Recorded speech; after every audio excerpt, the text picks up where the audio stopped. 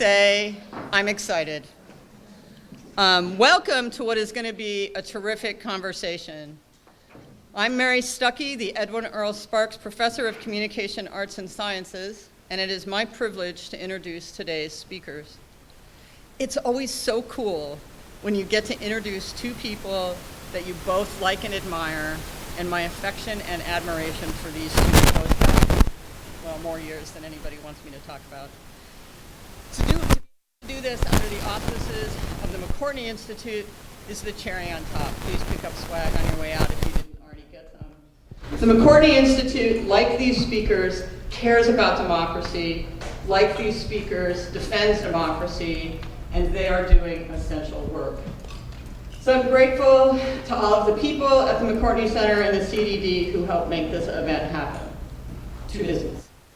First, let me introduce Dr. Lisa Flores, the Josephine Barry Weiss Chair of the Humanities and Professor in both Women's Gender and Sexuality Studies and Communication Arts and Sciences. She's an expert on the intersections of race, rhetoric, gender, and queer studies, especially as they help us understand the spatiotemporalities of border rhetorics. She's an NCA Distinguished Scholar, the recipient of a truly frightening number of awards, including most recently the Enninger Award for Distinguished Rhetorical Scholarship. Dr. Colleen Shogan, the Archivist of the United States, has crafted a career that combines intellectual accomplishment and dedication to public service. She's been a teacher, an author, and a mentor. She's worked as a legislative assistant. She's directed the Congressional Research Service at the Library of Congress, where she also served as deputy director. She's dedicated herself to the work of commemorating the women who fought for the right to vote, chairing the Women's Suffrage National Monument Foundation, and serving as vice chair of the Women's Suffrage Centennial Commission. As if that wasn't enough, she was senior vice president and director of the Daniel Rubenstein Center for the White House History, leaving to become the 11th Archivist of the United States and the first woman to serve in that role. Throughout this distinguished career, Dr. Shogan has been relentlessly dedicated to nonpartisan public service, expanding accessibility, demanding equal treatment for all citizens, and fighting to instantiate the nation's foundational democratic values. I'm privileged to call both of these speakers my colleagues and my friends. Please help me welcome the speakers to the stage. Thank you.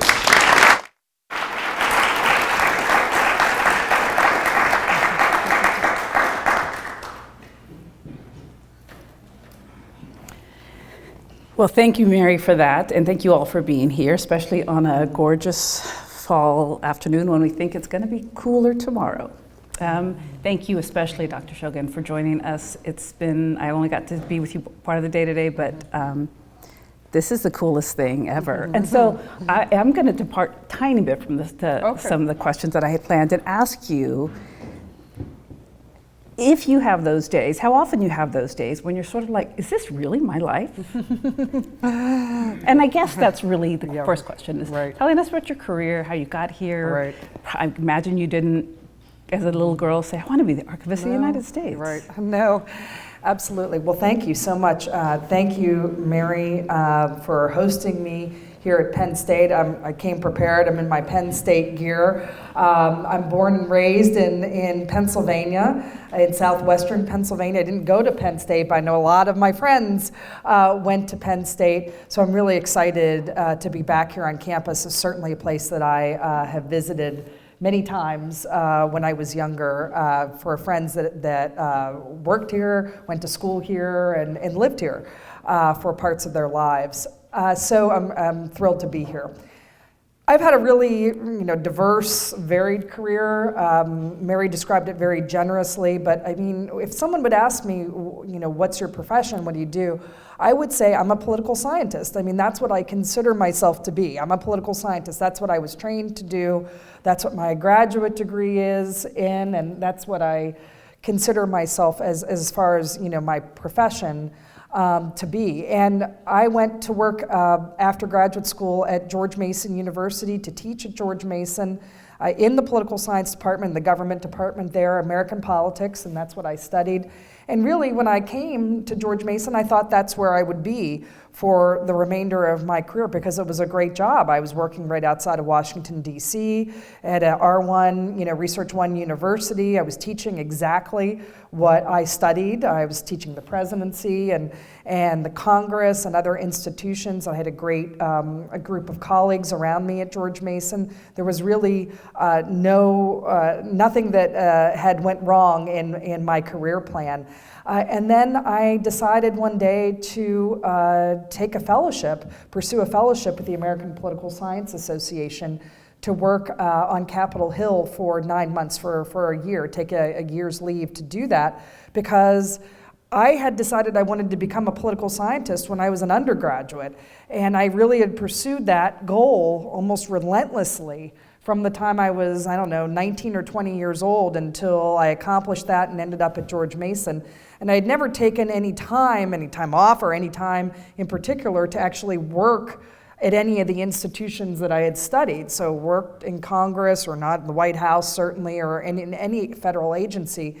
Yet I was teaching all these terrific students at George Mason, both undergraduates and graduate students, who had this whole wealth of experience of working in politics, working on Capitol Hill, working some of them in the White House or other associated executive branch agencies. And I just had that missing link when I was teaching them and communicating with them the importance of these institutions. So I thought it would be really helpful for me to take a year's leave and pursue a fellowship with the American Political Science Association, which is an established fellowship that's existed for many, many decades. And that was really, as I've told some students here today and faculty, that was really a pivotal decision. I didn't realize it at the time. I thought I would do the fellowship and then come back and continue on my route at George Mason. I had already picked out what my next book was going to be and what I was going to work on. But I really, surprised myself when I went to work in Congress, when I worked in the Senate, and how much I enjoyed working in public service, how much I liked the efficacy of that type of work. I felt, a sense of relevancy in some ways that I hadn't necessarily felt before. Not that I was irrelevant in doing my previous job, but there was this immediacy to some of my work. And I got caught up in a few policy issues that I was working on that I felt like maybe I could perhaps make a difference in some of the work that I was doing alongside the people that I was working with. And that ended up just really changing my career because I stayed on Capitol Hill for a little while. I left George Mason, stayed on Capitol Hill for a job, and then went to work at the Library of Congress, at the Congressional Research Service. I remained at the Library of Congress for 12 years, for over a decade, and then went to work at the White House Historical Association. And really, if I hadn't gone to work at the White House Historical Association, I don't think I would have become the Archivist of the United States, because that's how I got on the radar for the nomination. And no, not only did I not think that I would be the Archivist of the United States as a little girl, I didn't think I would be the Archivist of the United States, 3 years ago, if you had said that to me, even, a few months before I was nominated. Your life is going to take this turn, and then you're going to find yourself, running a federal agency, and you're going to run.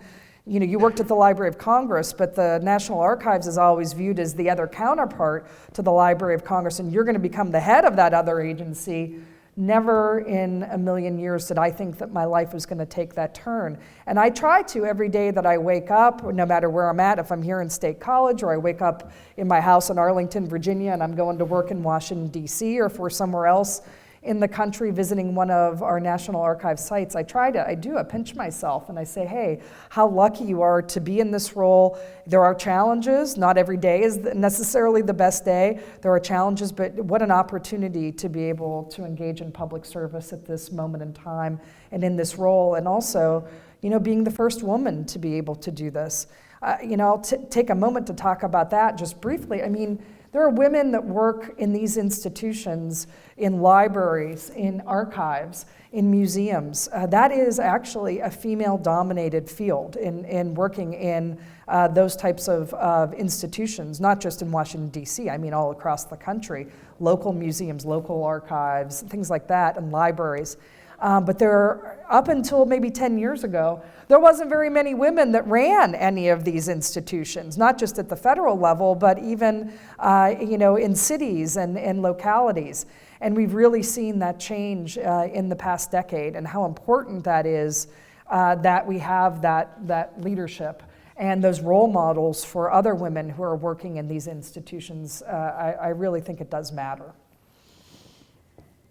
If I could follow up on that last point a bit about the significance of being the first of the changes that you've seen in the past decade or so, tell us a little bit about how you see those changes happening, and maybe some everyday relevances that, but for the women, the fact that women are being able to do this. Mm-hmm.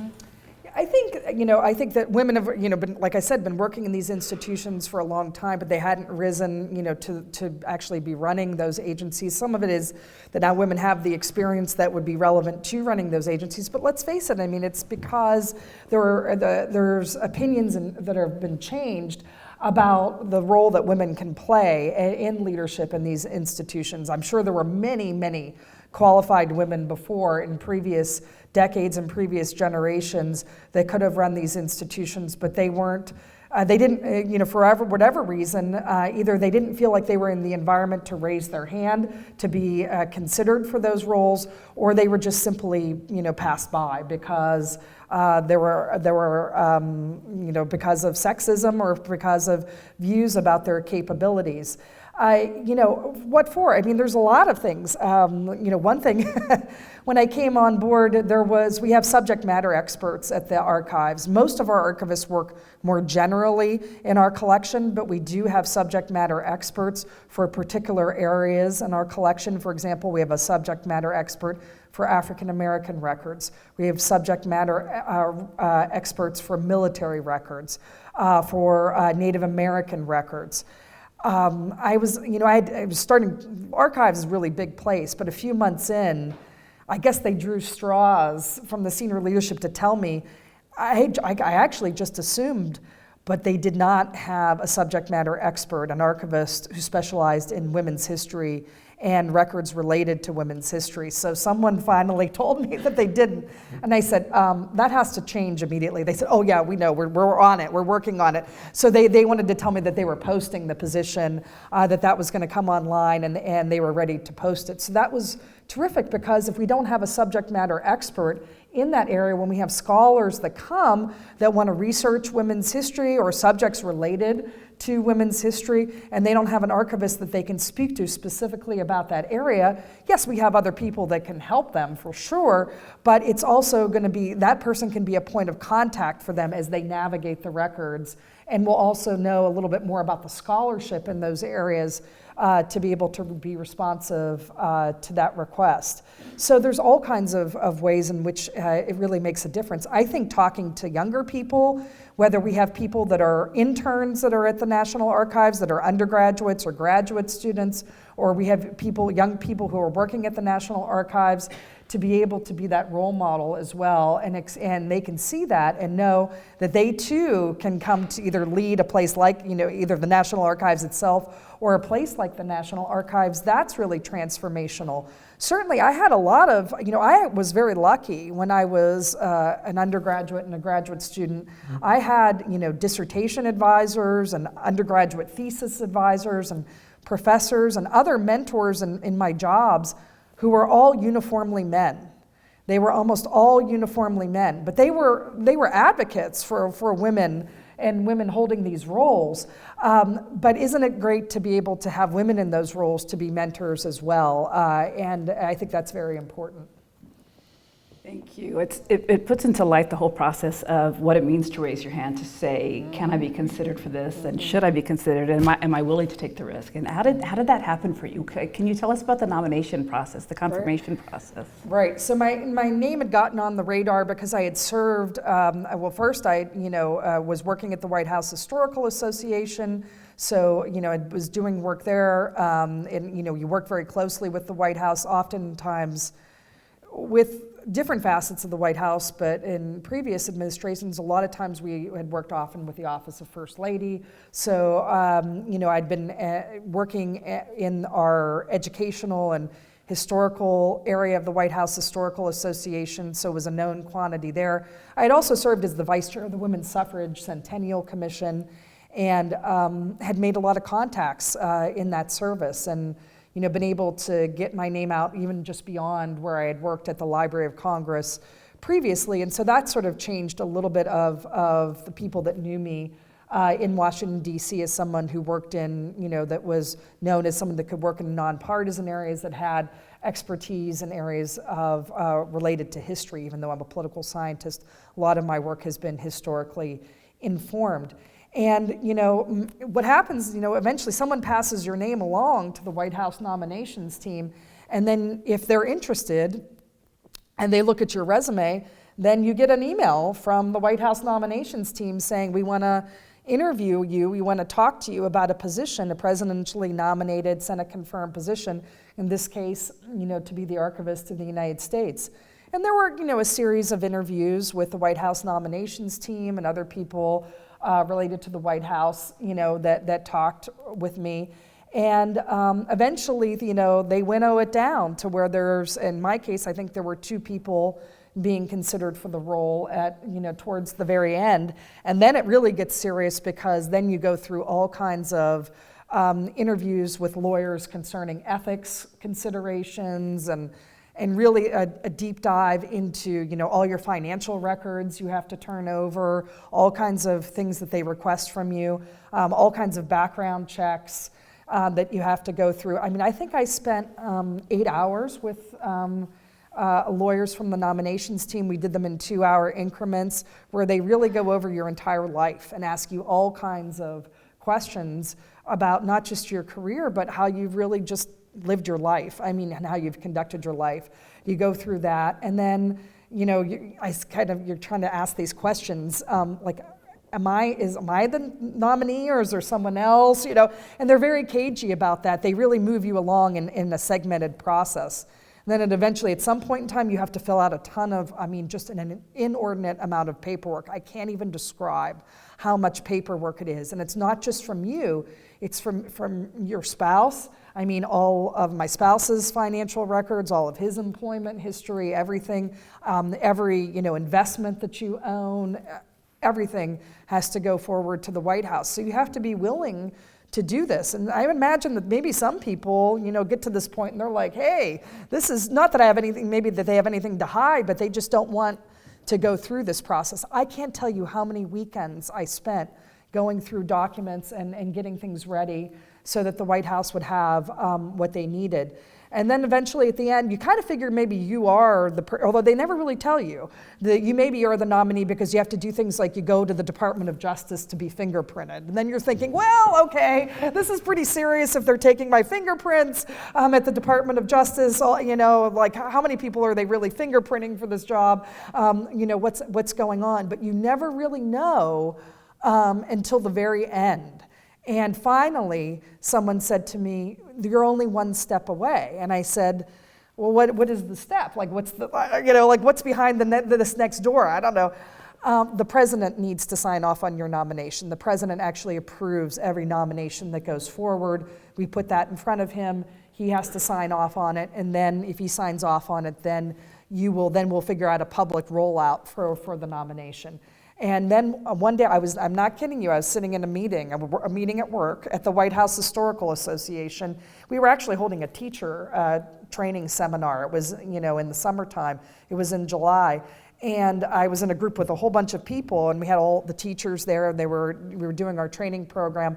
And I looked at my phone, and I saw what the number was, and I was like, okay, I think I better, so I got up and excused myself and went outside and took the phone call. And it was the White House, and they said that the president had looked at my nomination this morning and he had signed off on it. And so if I was willing, that I was going to become the nominee, and they would announce it in about a week's time. But up until then, I'm not allowed to say anything, because the president formally announces the nomination. So you can tell, your spouse, you can tell your very immediate family, no friends, nobody else. Now, my boss knew at the White House Historical Association, because you can kind of imagine that's kind of like a small, short walk between, those are the same circles. So eventually I was able to tell him before the nomination was announced, so he wasn't surprised by it. But other than my boss and my father and my spouse and my brother, that was it. Those are the only people that knew the day before the nomination was announced. So it's an incredible process. A lot of people that I talk about within Washington, D.C., I know a number of people that have been nominated for various positions, not all for heads of agencies, but for boards and commissions. And a lot of them say that they wouldn't go through it again because it's arduous. It's not a simple process. That's only the beginning, because then you're in front of the Senate. That's only the getting the nomination, and then there's the whole congressional process. So that gives me some sense, some tiny sense of the scope of what you do now. And it makes me wonder, and I think until lunchtime today, I had the tiniest scope of the National Archives. I've done research there, and I knew enough about, I have some sense. I think I probably visited them when I was in 8th grade, during my 8th grade trip. And today I learned about the numbers, 13 million? 13.5 billion records. Billion records. Maybe I'm not the only one who doesn't really know the scope of what the National Archives and Records Administration does. What can you tell us to give us some sense of this? It's so cool. It is very cool. You may have visited us in Washington, D.C., the building that I work primarily out of, which is between Pennsylvania Avenue and Constitution Avenue, right off the National Mall. And of course, we house the Declaration of Independence, the Constitution, the Bill of Rights. So we have millions of people that come through in any given year to view those documents and view other records that we have on display in that historic building. But I would say that's terrific, and we welcome as many people that want to come to see those documents and to see what we have in Washington, D.C., to please come into that beautiful building. But it's really just the tip of the iceberg. We have 13.5 billion records that are paper records or analog records, physical records in our possession.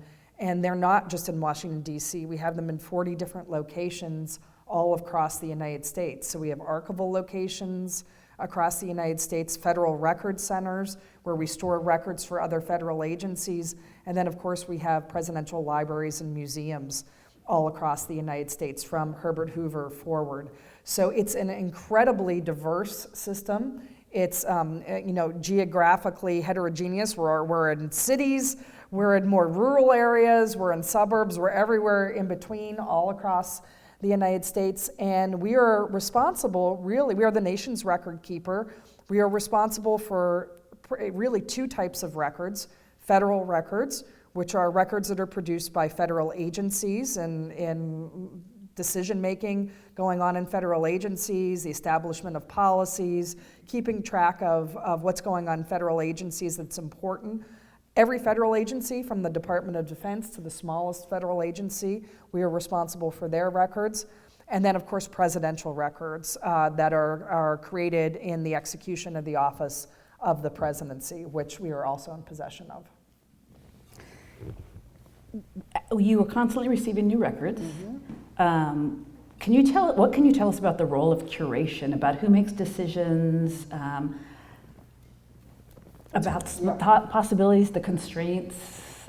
So of those two types of records, every record that is produced in the execution of the office of the presidency, as defined by the Presidential Records Act of 1978, every one of those records is a presidential record that will be maintained by the National Archives for perpetuity. So 100% of those records come to the National Archives. For federal agencies, it's between 1% and 3% of all the records that are produced at a federal agency, roughly, but between 1% and 3%. And how we decide is we have a whole team at the National Archives that works with our Federal Records Division, and they work with the agencies to establish what we call record schedules. And record schedules determine which records will be held permanently by the National Archives and what records will be held temporarily. So we have temporary records that are held at our federal record centers that might be held for 5 years, 10 years. For example, all of your tax returns, they are held for 6 years. So they are temporary records. Every tax return in the United States is held as a temporary record for 6 years. Unless you're in dispute with the IRS, then they're held longer. But after 6 years, they are sent for destruction. And they are destroyed. But then all the new set of tax returns come in and are held. And so that's a continual revolving door of a temporary federal record. But then there are other records, like I said, that document decision-making in an agency. So for example, for the National Archives, my records are permanent records because I am, engaging in decision-making along with my senior leadership team every day. So all of my emails, all of my memos, all of my chat messages that are on my computer that I use throughout the course of a day, those are all permanent records that will be retained. And so those decisions are made through record schedules, through our team in consultation with federal agencies, and eventually those federal record schedules make their way up to me. And I review them, and then I approve them, and once I approve them, they're implemented.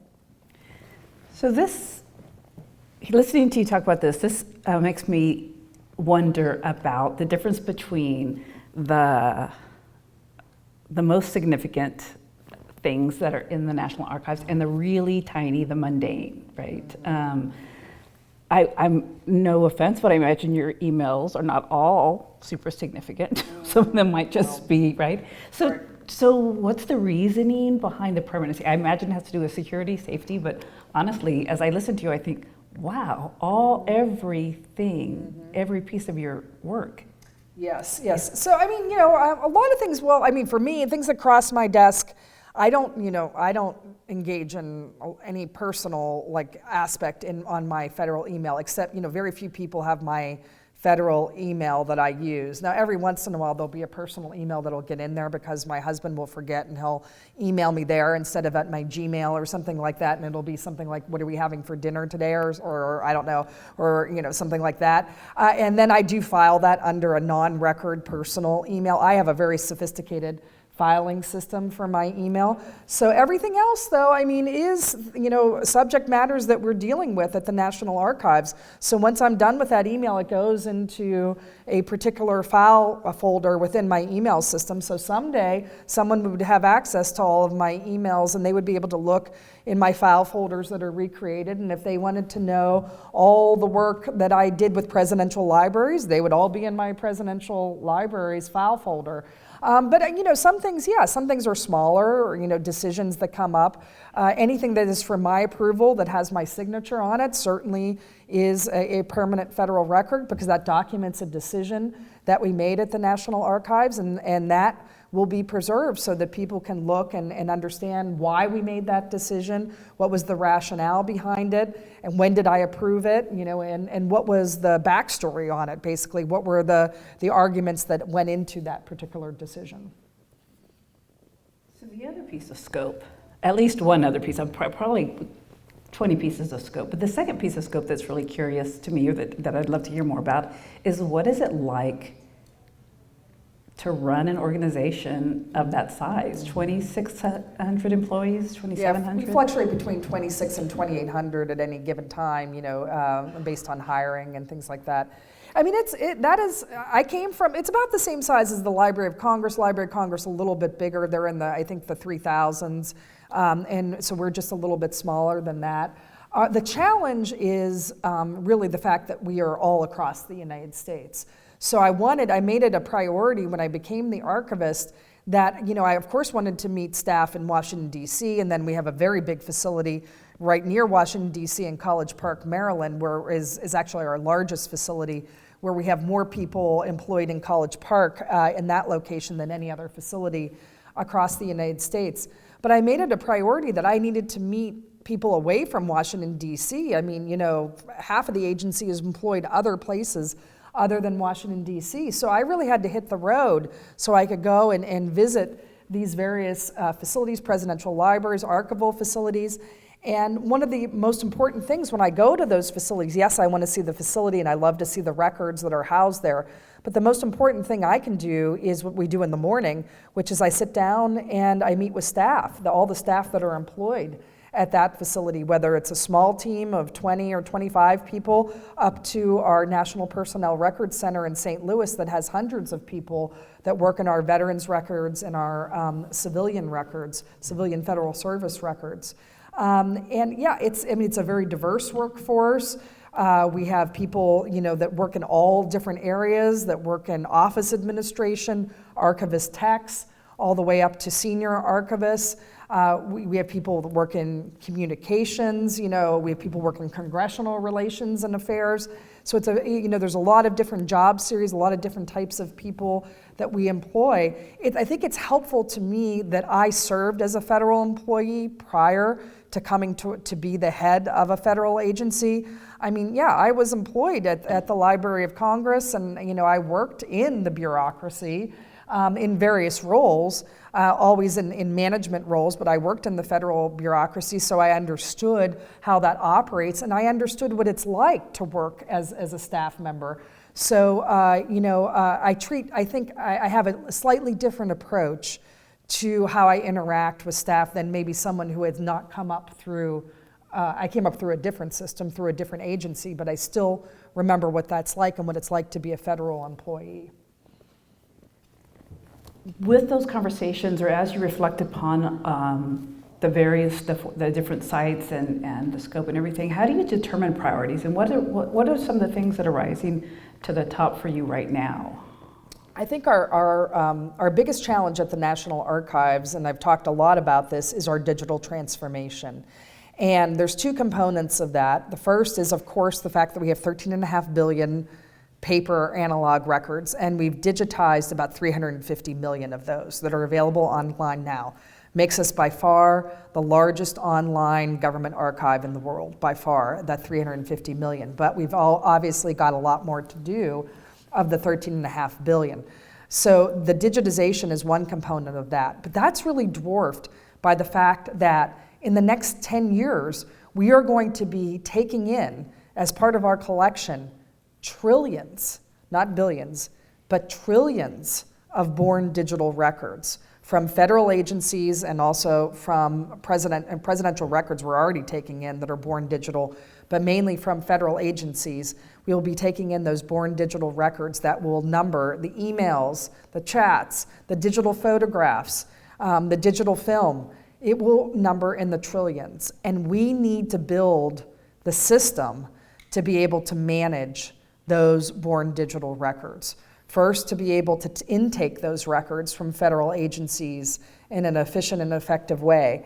Then be able to manage those records so that archivists can work with those records and make them available.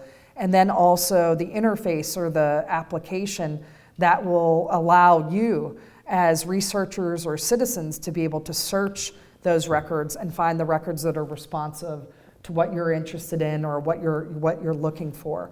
And that is a huge job. We have components of that system, we call it a system of systems. We have a component of that, components of that are operational and work right now, but we do not have the whole system built. And we certainly don't have the whole system built for trillions of records. So we need to invest in that at the National Archives right now to start that process so that 10, 15 years from now, we are ready for that influx of born digital records, and we can work on making them accessible to the American public. But that needs to start now. And when I kind of found out that we hadn't, that it wasn't built, that we needed a lot of work to get from where we are to where we need to be, that challenge quickly went to the very top of my list. It's absolutely what we have to do. And on top of that, we have to, as you might imagine, this is not going to be like, super cheap to do. This isn't something, that you can do for, $1,000 or something like that. It's going to require a lot of resources to be able to do. And so to also be able to secure the resources that we need for that digital transformation.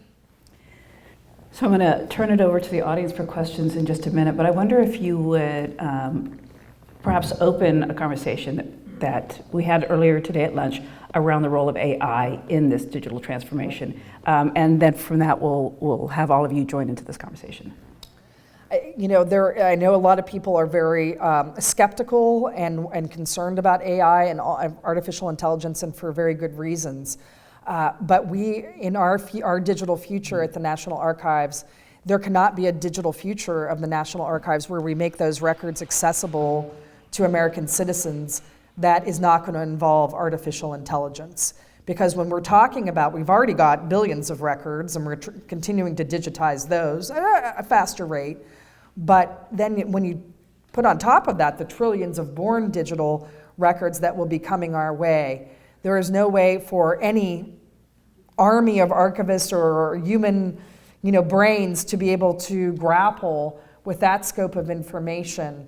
We are going to need to use technology in order to make sense of those records and to be able to develop effective searching of those records and interaction with those records. And we've already really started to do it at the National Archives.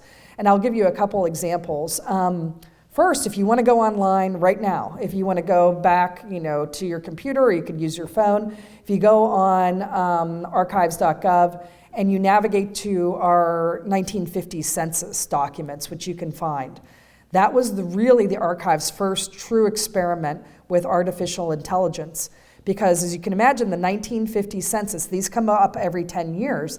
The 1950 census is all handwritten because census takers went door to door before the 1950s to execute the census. And we have been able to use artificial intelligence to read the handwriting from the 1950 census to be able to index that census.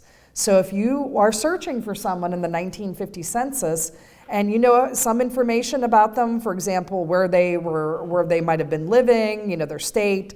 If you know the town, that's even better, obviously the name. You will be able to find a relative or an ancestor in the 1950 census. I was able to find both of my parents in the 1950 census. My dad, a little bit easier, his name is Richard Shogan. My mom, her name was Patricia Joy Smith. So a very common name, Patricia Smith.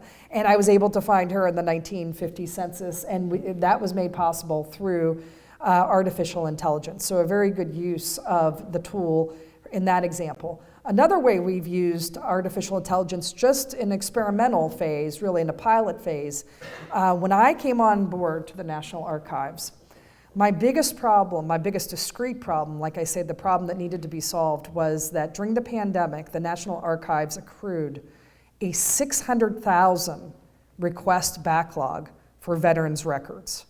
600,000 requests. Because people weren't in person at work at the National Personnel Records Center in St. Louis, where we keep all the veterans records, and the veterans records requests continued to come in. And they did process the most urgent requests for things like burials and other matters, but the vast majority of the requests went unanswered during the pandemic. When I came on board, I think the backlog was around, they had already started to chip away, but it was around 400,000 requests. And I'm telling you, people were upset. They were angry, they were upset, they had been waiting a long time for these requests. Members of Congress were breathing down our necks on this. You imagine they got complaints about it. So it was my first trip as archivist. As soon as they could book me legally on a flight, I was on after I was confirmed, I was, about 10 days later, I was on a plane to St. Louis, to the National Personnel Records Center, where all of our veterans records are, to talk to the staff, figure out where we were, give them kind of a pep talk, and review the plan to reduce this backlog. And I kept on that backlog, every week I had a report. And when that backlog didn't go down the way that it was supposed to, because I was tracking it and I was looking at the numbers, I was on the phone to St. Louis. What's going on? What's the problem? Sometimes there was IT problems, there were other questions and issues, and we would sort out those problems and I would get them fixed, because I wanted to keep progressing on that drawdown of that backlog of requests for our nation's veterans who needed access to their military service record. So during that time, we did institute a pilot project using AI, which was very effective. Most veterans' records have not been digitized yet, although we are working with the Department of Veterans Affairs, with the VA, to digitize those veterans' records, going backwards from the most recent records backwards. The records that have been digitized, we developed an AI tool, really pretty simple, to be able to pay. If you ever look at a veteran's records, that could be hundreds and hundreds of pages, depending on your length of service or the complexity of that record. But most veteran service records requests can be answered, most, not all, can be answered by access to a DD-214, right? Which is just a summary, a one-page summary of your military service record. So we were able to train an AI bot to flip through a 200-page PDF and pull out the DD-214 in that veteran service record, pull out that page, and email it to the requester. If that's all they needed was we call a simple veteran service request, which once again is the vast majority of the requests, able to read that file and email it. That then gives our archivists that are working on the more complex requests, they can then go to directly to those complex requests and answer and spend more time with those requests and get through them easier and faster than spending time doing the simple DD-214 requests. So that was an important innovation, and we're trying to figure out how we can take what we learned in that pilot project and then hopefully institute that permanently and see how we can speed up access to those requests that we have. And we did get rid of the backlog. We got rid of it of January of this year, and that we had a big celebration in St. Louis when we did it. That's certainly worth a round of applause.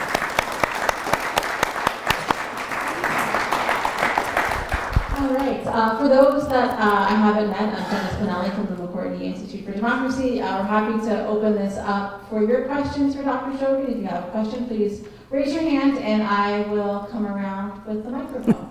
Let me see, any students in the room have questions? We'll go to you first. Hi, I wanted to start out by saying I'm also from Western Pennsylvania and I'm looking to get to Washington, D.C., so thanks for help lighting that path. I wanted to ask, because you didn't really study anything about poli-sci in college. I was studying history, but want to get to the same kind of where you are. Do you have any advice for students? That's a great question. So, do you want to work in an archive, do you think, or libraries, or is that where you want to get to be? Archive or museum conservation. Okay, right. So my best advice, obviously do as well as you can in school. Identify what that professional, what the educational requirements might be for what you want to study. Certainly if you want to become an archivist, you might consider going to library science school, where they have tracks usually where you can specialize in archival science and get a degree in that. So there's ways to go there. If you want to be more in a museum area, then you might consider working in public history or a graduate degree in public history. And there's more and more strong programs in public history that are popping up all across the United States. So what I would do now as an undergraduate, and you're a history major, which makes a lot of sense, is really plan out, how do I spend my summers? How do I spend my time, also while I'm still in school? Am I taking advantage of internship opportunities, apprenticeship opportunities? Am I working with a career office here at Penn State, or what my department offers, or what my school or college offers? And really taking advantage of trying as many hats on as possible, because that will tell you, maybe you'll go work at the Heinz History Museum in Pittsburgh, which is a terrific museum. Or I was just at the Carnegie when I was in Pittsburgh a few weeks ago. I was at the Natural History Museum. There's all kinds of opportunities in at least southwestern Pennsylvania, or I'm sure here even in this area. Can you go and try that on for a month in the summer? Or if there's an externship program here at Penn State. Externships are usually for shorter periods of time, like during spring break, 1 week or 2 weeks. That might be enough time to understand, hey, I really want to be in a like the Smithsonian Museum is my dream and this is where I want to be. Or no, that museum is not really what I'm interested in, and I'm actually more interested in maybe library or archival science, and that will help you decide what your next step is going to be out of undergraduate. And then the other thing I would say is, listen, I'm a great example of this. Just because where you start with your first job, wherever it might be, whether it's right out of undergrad or if you go get a graduate degree, that doesn't mean that you need to be in that job or that field for the rest of your career. I mean, what's a good first job? I mean, employment is a good first job, is what I tell people in Washington, D.C. It doesn't have to be your dream job, but then, you can use that job as a platform, as a springboard to be able to plan for your next position. And don't be afraid to take twists and turns in your career. Like, for me, there were times, where I had to take calculated risks, and I didn't know if leaving a tenure track job at George Mason to go work in a very transitory place like the United States Senate, if that would really be a good, long-term career decision. But you have to also take, take risks and bet on yourself. Have some confidence in yourself that you'll be able to do it. And once you get going, it'll become easier as you move along with your career, but don't be afraid. And I would just try to accumulate as many experiences as possible as you can early on that helps narrow your focus, which will make you really a better job candidate and more informed.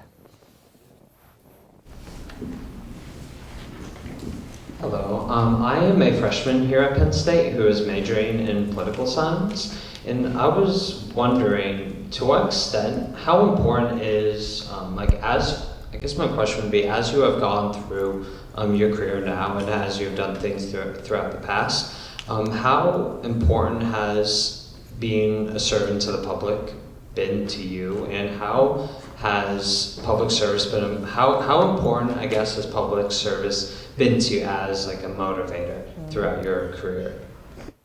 Yes, I mean, I think that it's been a big motivator. It was, certainly a motivator when I started to work in the Senate, and I was working on a portfolio where I was staffing my boss on the Armed Services Committee. And I worked alongside, actually, a woman that I was just texting with before I came in here. She's been a lifelong friend since I've worked with her in the Senate. She was working on health policy, and I was working more on the military side of things, and staffing my boss for armed services. And we started to realize this was during the global war on terror. This was during the Iraq and Afghanistan deployments. We started to realize there were these repeated deployments of service members. And people were checking their physical health. The military was checking their physical health before they were being redeployed, but nobody was checking in on their mental health. And there was this repeated deployment structure, and people were coming back repeatedly with PTSD, with traumatic brain injuries, yet they were going back, they were getting sent back out for repeated deployments.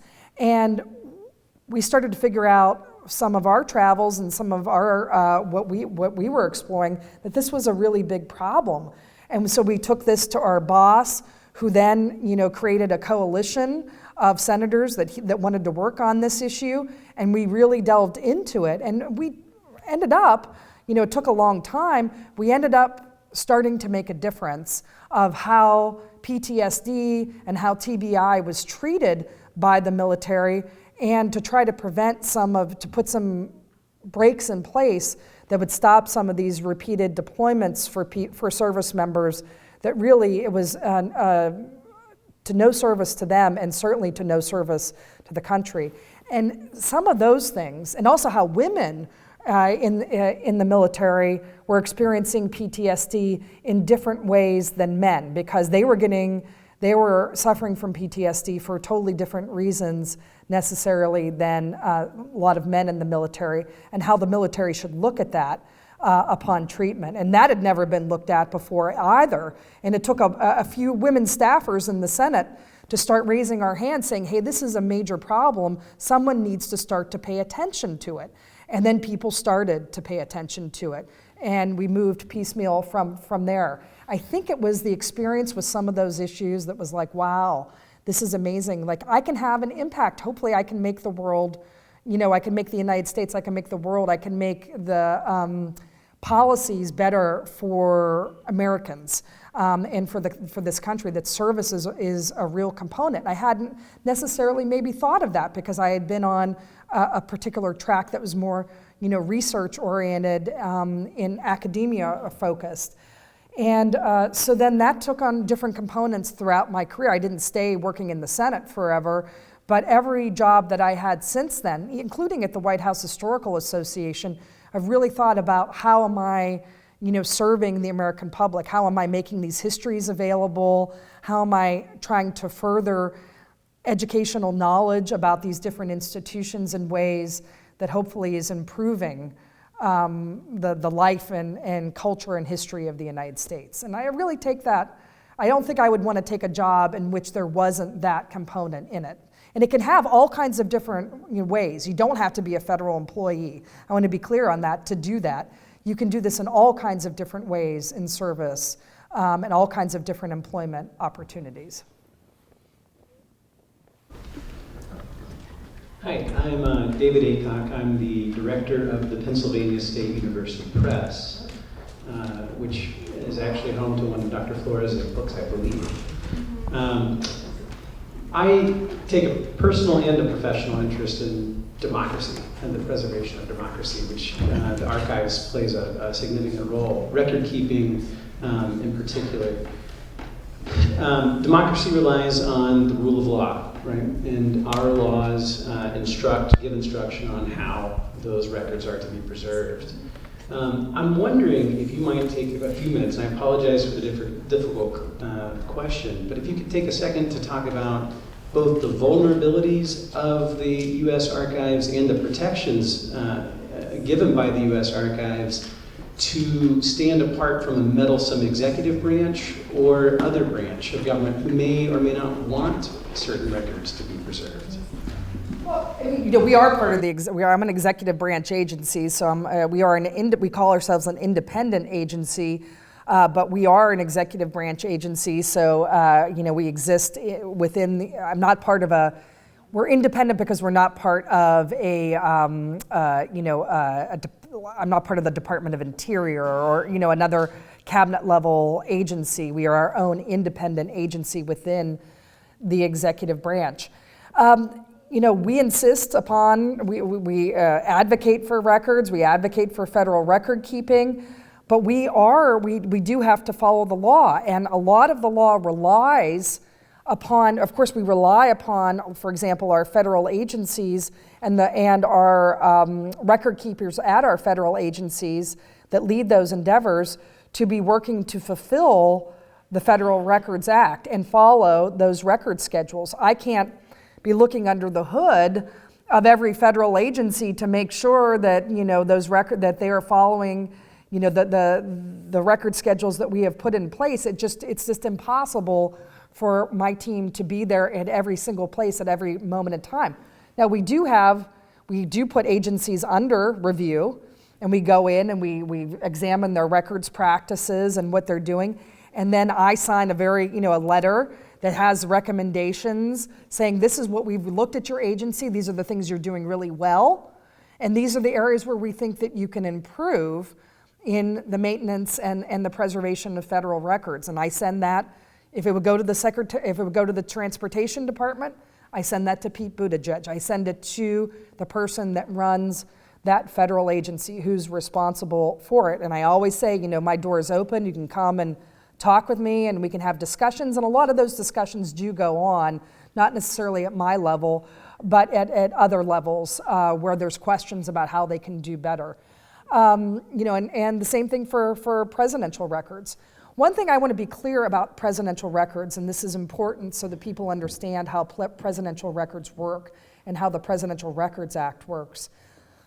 Just to be clear, I am responsible for presidential records at the conclusion of an administration.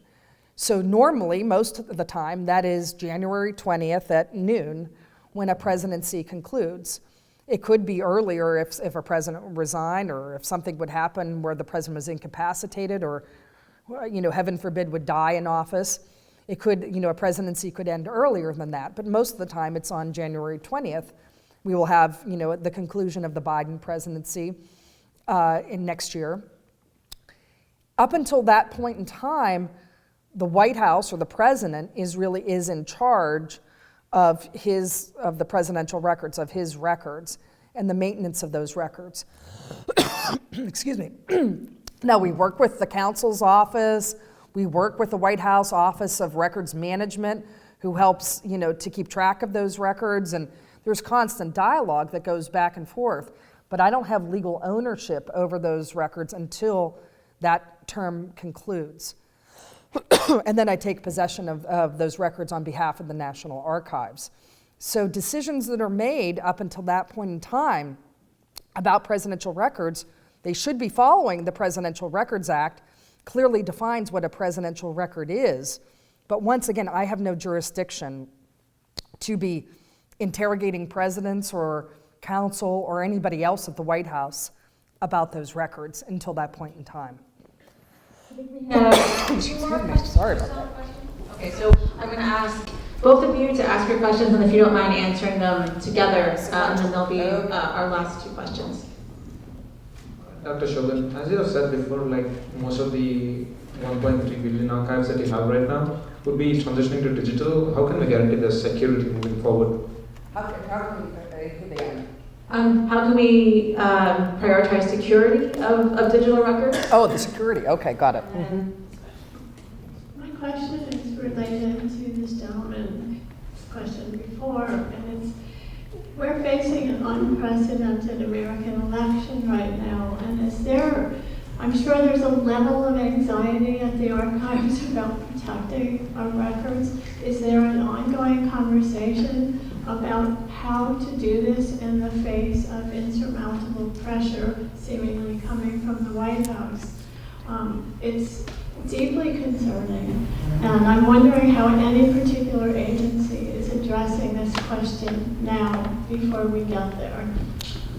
Right. I mean, yes, well, we're working right now because we know there's going to be a transition, so there's all kinds of things that we're putting into place for a transition that we would do no matter what, whatever election was taking place. The National Archives, we are a nonpartisan federal agency, okay? So it's a little different than, like the Defense Department or the DOJ or, Health and Human Services or all those other agencies that, I'm a political appointee, yes, but those individuals are selected because they will be implementing the president's agenda, at that particular department, and they serve in the cabinet to be able to do that. I'm, per statute, selected by the president and confirmed to do that because I'm executing the job as Archivist of the United States. I'm not part of the president's political team, per se. I execute my job in a nonpartisan way. So I approach my job no matter what happens in November or who takes office on January 20th or whatever, I am going to approach my job in the exact same way.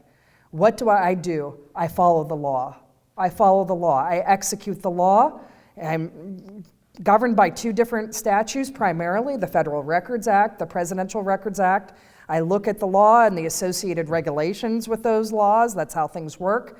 And I implement the law. And that's really what I can do, and that's what I can tell my team to do, my staff to do. We should be undeterred by what is going on necessarily around us. All we can do is continue to do our work and execute the law to the best of our ability. And that's what I will do in a nonpartisan fashion from the first day that I took the office to the last day that I spend at the National Archives. I will never do anything but that, because that's what I said in my confirmation hearings that I would do, and I am 100% sticking by it, because that's the job, and that's what President Biden asked me to do. When I interviewed for the job and I had questions from the nominations team, they made it very clear, this is a different type of job than we interview other nominees for. that we ask a lot of things about their political beliefs and, whether they agree with the president's agenda or, all those types of things. They didn't ask me any of those questions. They didn't ask me who I voted for.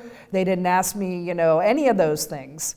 All they wanted to know is what would I do if I became the archivist, what were my priorities, what were my qualifications, questions related to that job. So I took from that process, and they made it clear that's why they were asking me those questions. From that process, they want me to act in a nonpartisan way as I execute that job. And like I said, from the first day that I took the oath to the last day that I spend in the office, that's the way I'm going to do it, and that's how I tell everybody who works for me, that's how they have to approach their job as well. The question about security and digital records, that's a very good one.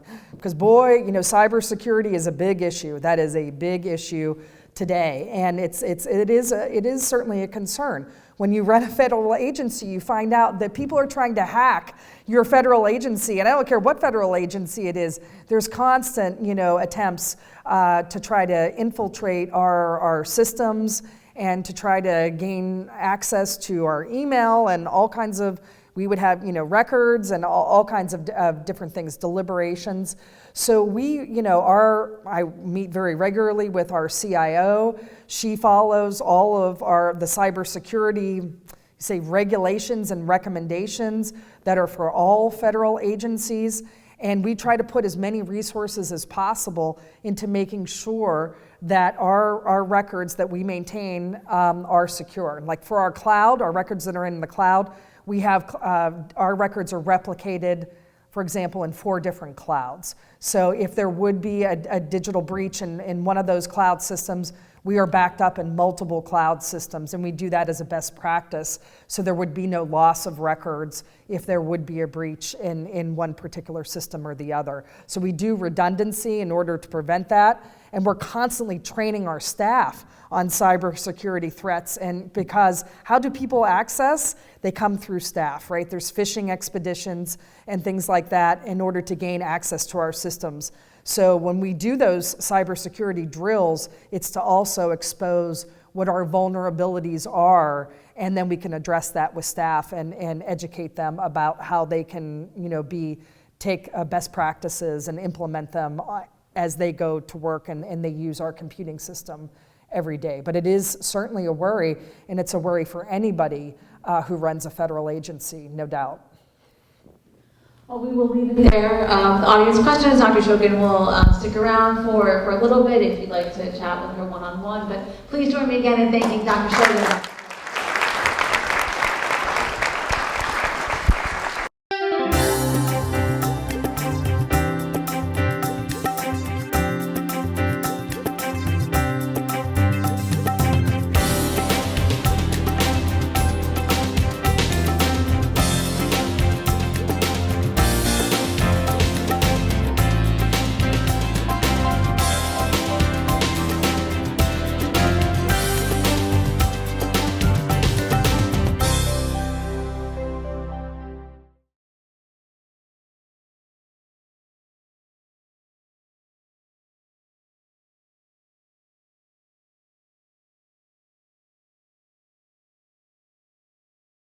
Sponsorship for this program is brought to you in part by Town and Gown Magazine. If it's happening in Happy Valley, it's in Town and Gown Magazine.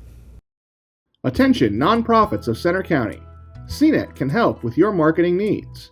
Twice a year, CNET offers PSA Days, a time when you can have an affordable, professional public service announcement video produced to fit your 21st century advertising needs. Choose your level of involvement. We can come to shoot video at the location of your choice, or you can provide us with images and language and come sit in while we edit. If you're too busy saving the world, leave all the work to our professional staff and simply give us guidance, feedback, and approval of the finished product. Choose a package that fits your needs. CNET's low pricing includes script support, graphics, professional video production, editing, and airtime for up to 1 year with the option to continue or make a new video at the end of the term. We have an easy, affordable solution for your nonprofit organization. Contact us today for more information at 814-238-5031. Housing Transitions is celebrating our 40th year of serving Center County. Since 1984, we have been helping families stay together, feel safe, and take comfort in knowing they are supported by our team. Every day we strive to end homelessness in Center County. We're proud to have assisted more than 6,000 individuals over the years. We facilitate many programs that provide shelter, address root causes of homelessness, and offer guidance to find long-term housing solutions for Center County residents in need. Our Center House Family Shelter is a place to stay and the beginning of a path to a brighter future. Rapid Rehousing provides timely assistance to reduce an individual or family's amount of time experiencing homelessness. Clients obtain leases in their own names and receive a period of rental assistance. Nittany House is our program that provides permanent, supportive housing for individuals and families with a documented disability who have experienced chronic homelessness. To help us end homelessness, please visit our website, housingtransitions.org, and donate generously. Housing Transitions will be celebrating our 40th anniversary throughout the year. If you would like to know more about us, our programs, and our events, please visit housingtransitions.org.